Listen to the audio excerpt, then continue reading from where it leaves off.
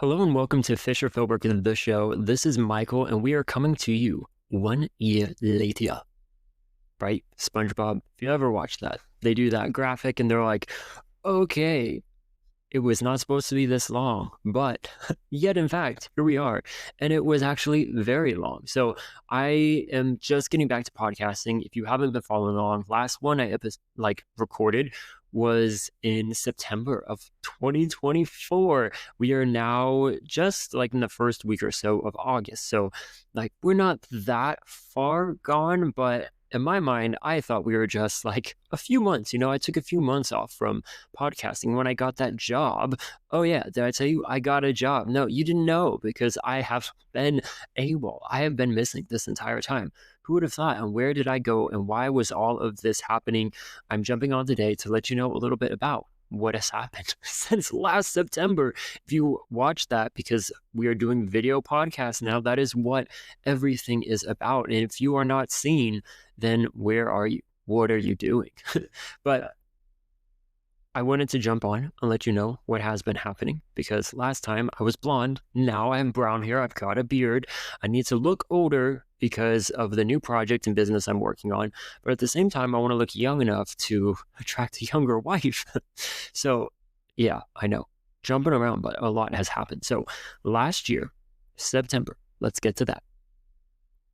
So I was at that moment applying for other jobs, or just about applying, I believe, because I started in the fall of that year, kind of realizing, okay, I've been doing Fisher Philbrick, my own business, for like 7 months now, 8 months on my own. The Starbucks had closed the previous fall. So fall of 2023, that closed. And I was like, awesome. It's God telling me, like, you are going to do your own business. Like, yes. And I made a lot of great movements forward, strides forward, you could say. But at the same time, I was not making money, or rather the money I would need to get anywhere with this.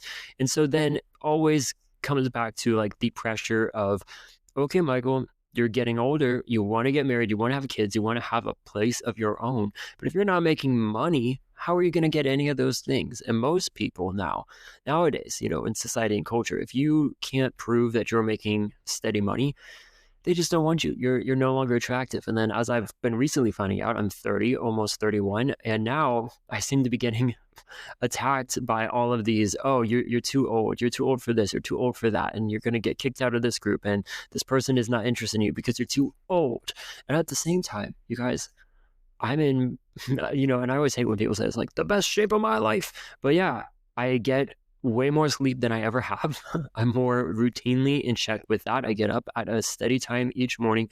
I go to the gym 4 to 5 days a week and eat healthy, eat at home. I don't eat out. I don't eat junk food. We've cut out so much, even like bad food in quotes, that you would find in your household. So like the way I'm taking care of myself, I don't feel old. I think I look young, especially if I get rid of the beard, but I'll tell you why I brought back the beard. But anyways, there was just a lot going on and has been going on recently and in that time. But I was applying for a job because, I want to hit all those things. I want to get married. I really want to get married and have kids. And I actually think it will be coming in this soon. I think I'm going to meet my future wife soon, if I haven't already met her. But, start the dating or courting process, however you want to look at it. But dating with the intention of getting married. And I would like to get married next summer. And you're like, how will you do that? You have not even met your future wife.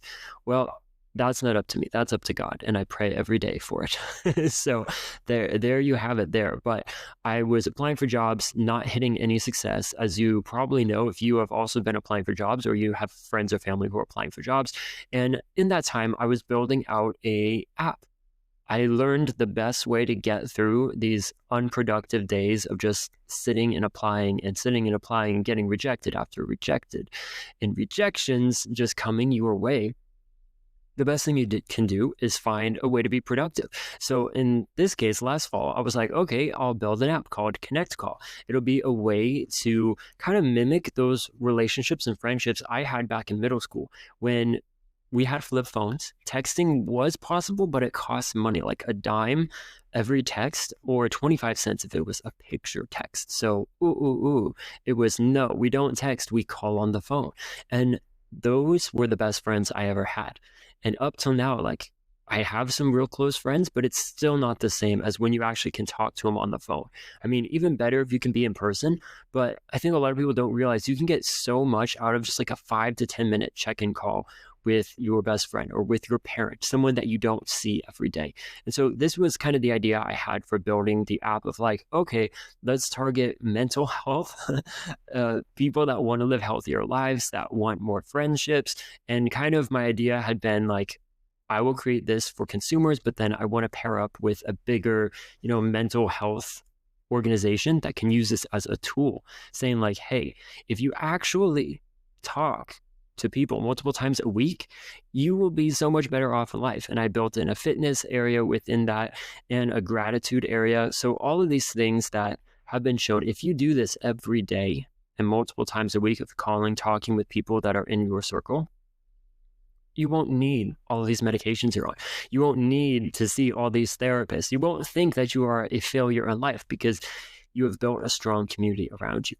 So, sounds cool, right? Yes. And I went through the process. I used a company called Adalo, and then I signed up to be on the Apple Developers Program or plan. So $99 for that. It was like 400 something to get on the Adalo plan that would allow me to publish it to the Apple iTunes App Store.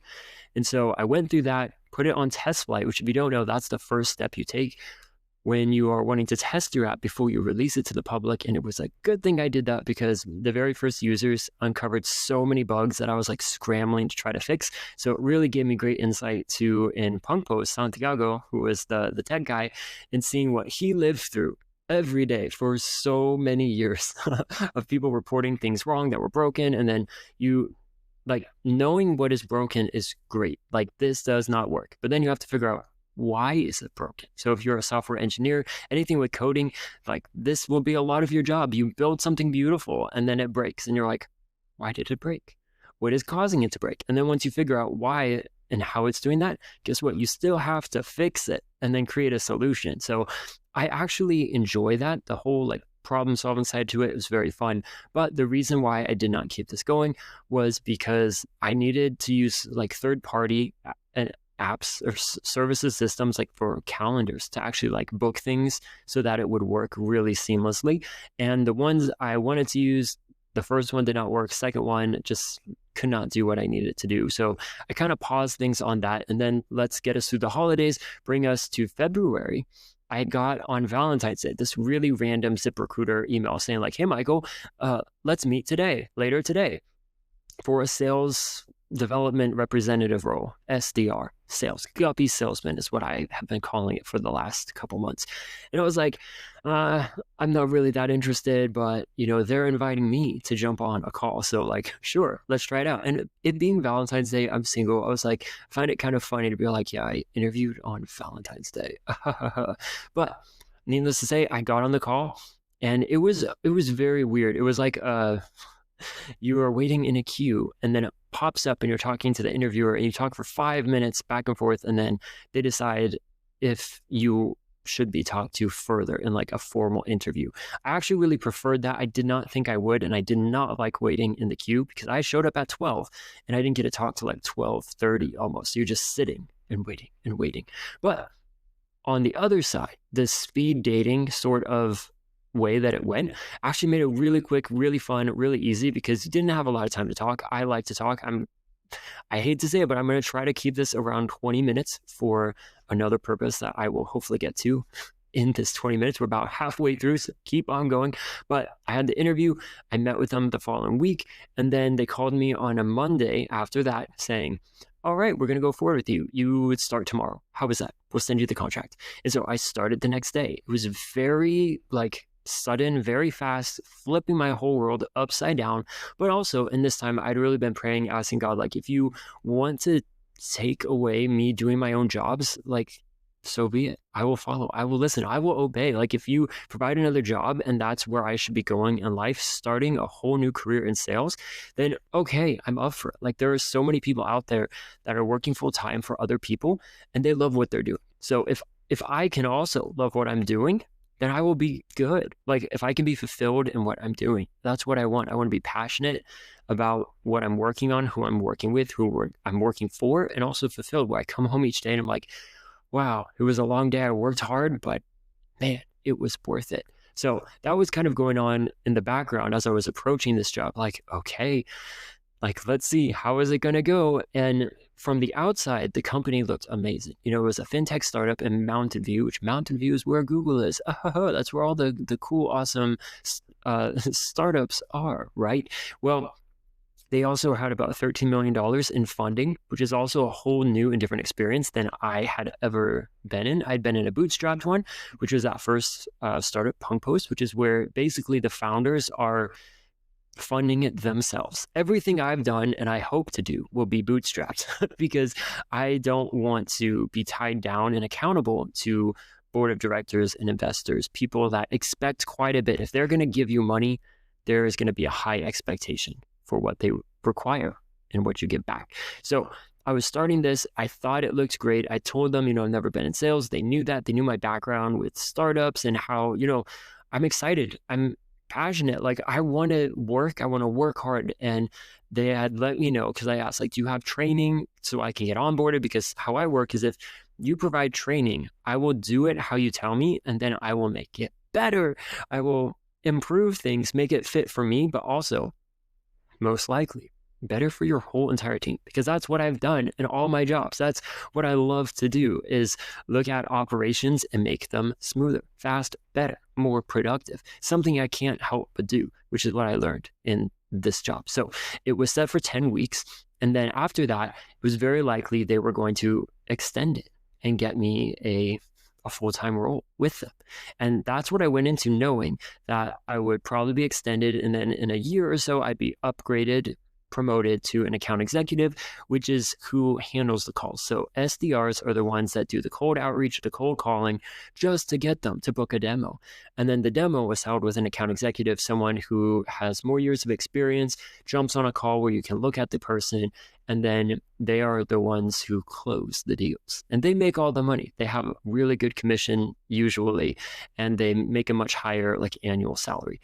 And I was making $25 an hour, which was the most I had ever made this far in life, which is kind of sad, right? 30 years old and haven't made it past 25, which is about $50,000 a year. So if you are anywhere in the middle of the country, the United States, maybe that sounds good and that's more than you make. But in California and on the East Coast, no. You can, teachers get paid better than that. And you know what they say, teachers are one of the most underpaid and lowest paid careers you can jump into, which funny I mentioned that, because that will be maybe next episode. But I knew I wasn't getting paid a lot, but I had the potential to really grow, that I could hit new heights and levels, and I was new. So when you're new, they don't have to pay much. That's their excuse. You're new. You're basically useless because you can't provide anything to us. Well, if they had good training, I would have been very valuable. But I spent the next 10 weeks basically teaching myself through YouTube. I eventually got in touch with some of the team, but it was, you guys, such a bumpy experience. I dreaded making cold calls. I was the only salesperson in the office. All the other salespeople were in India. The CRO, he was in Walnut Creek across the bay. So he did come in every once in a while. But the problem was the two bosses I had, the CRO and CEO, they are so high up that they don't know what it's like to be an SDR. They haven't worked that in maybe ever. Or if they did, probably in 20 or 30 years. So it's one of those really weird divides of, felt like I was alone, but I did have a marketing intern with me. We were working on a project, but we figured out actually what we needed to do about a month in. So that also was very weird. We're learning how to do things. We think we know what we're doing. And then we hear, oh, here's what you're actually doing. And I'm like, why do we wait a month? Now we have even less time to create anything successful. And it basically led to us not really fulfilling the goals of the internship of what they wanted to do.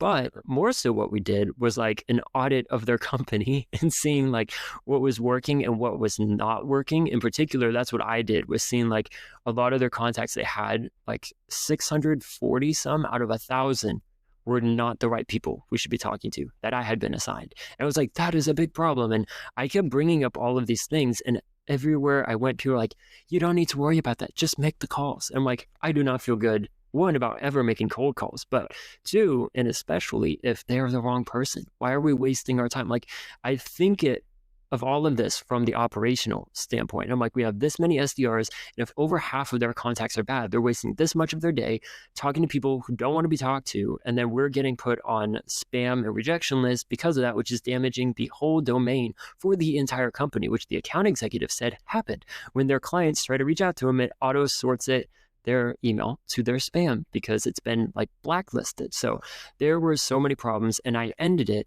with letting them know, like, hey, you guys, this has been great. I sent like I think a 10-page document of here's everything I learned. Here's what I saw from a management and leadership perspective. I'm not a great fit for the SDR, but I could help build out your community. I could help with your events, because they did send me to New Orleans on a big convention trip, and I loved it. Like, all through the trip, the internship, I was not enjoying it. But when I went to New Orleans and got to see and meet their customers in real life and connect with them, that's when everything clicked. And I was like, I finally understand who they are trying to reach, but how they were doing it was not correct. So my idea was like, I can come in and fix all of that and get you the customers you actually want, that you were trying to target. And then they said, oh, you don't want to be an SDR? And you guys, let me tell you, I probably made like 30, maybe 40 calls the entire 10 weeks. And you're supposed to be doing like 50 to 60 calls a day. So I was like, I did not even do the job. I did send a lot of emails and worked around with like tweaking emails to see like what made people open the emails. So more of testing things out on the operational side of things, not the little guppy salesman that I'm supposed to be. But I do think there are people that love that. I think maybe if I was straight out of college or in college, I would be more up for it. But at this point in my career, I'm like, no, I don't have that in me, but especially don't have it in me if the people we are reaching out to are not the right people. So it ended with them saying, okay, send us what you would rather do. And I said I could come back as a short-term consultant, part-time, fix out blank, a bunch of different areas that could actually really improve things for them. And this whole process of like when my contract ended to when they eventually said, no, we are not moving forward with you, was like 2 weeks. So it was such a weird 2 weeks of like, they knew both me and the other intern, we were ending. She ended on a Friday, had no return offer. She actually eventually did get brought on and was converted to full-time. But me also, they knew I was ending the Monday after her. And nothing. They were going to send it last minute. So there was a lot more that I could talk about of how things were going wrong. But overall, for the sake of this episode and having less than 3 minutes to go, it was a very bumpy internship, is what I say. But overall, here is what I learned since a year ago from talking to you last was I went into this praying and telling God, like, if I'm not supposed to do entrepreneurial things, take that away from me. Take it out of me. Like he can do that. God can do that. He can change your desires within your heart, within your life of what you want to do in life. And so I went into it like that. Like maybe I'm going to work full time for them and I'm going to grow into sales. But what this actually showed me, what God taught me through this was, no, Michael, this is not for you. It only ignited the flame even more into knowing that, yes, these passions that I have, I do fully believe they are from God, that I should be pushing forward in my life with being able to create businesses. Now, how does that look with all these different things I have going on? It will vary from where I'm at now, in which I'll talk to you, I guess, next episode about, to where I am headed to once I get married and have kids. It will look different, but the best thing that came out of that, even though it was a very hard and tough 10 weeks, I actually lost 10 pounds, which people are like, that's amazing. And I'm like, no, I gained those 10 pounds of muscle and it took me forever to do it. And so it was not a great time in life, but I became friends with a ton of the coworkers that I was with. So that was worth it and was great. And I'm still friends with the marketing intern, as well as if I got in touch with any of the past coworkers, probably not the leadership. I don't think they liked what I sent them of things they could fix. But if I reached out to anyone else, they would for sure grab a cup of coffee with me and we would hit it off. So that was good. I did make a lot of friends. So there were positive things within that. But the best thing that came out of it was like learning, okay, I actually have a ton of experience. I'm not just I have not wasted this time, because it's very easy to feel like that. Like, why did I work in a startup right out of college instead of getting a high paying job? Why did I have this desire to start my own business only to have it not be successful? To, why am I being prepared for all of this? And this showed me a lot more of like, whoa, Michael, you have a lot of good in you that you have been built up to do. And this was a great confirmation of, while this is not the area for you, I actually came out of it with a new business idea. So we're going to leave it here to let you know next time what that business idea is. But I mean, if you've been following me on social media, on my personal one, even on the Fisher Philbrick social accounts, I've already talked about what the new business is. Follow me even on LinkedIn and you will find it there. But I hope this was helpful. It is great to be back talking with you all. I'm actually using a new studio setup with Podcastle for where I'm going to lead things maybe in the next 2 or 3 episodes, letting you know what I'm doing from when this internship ended in May. It ended Cinco de Mayo. So we'll leave it here, but get in touch. Let me know what you thought of this. Hopefully it was fun to hear from me again, and I'll be talking to you all very soon.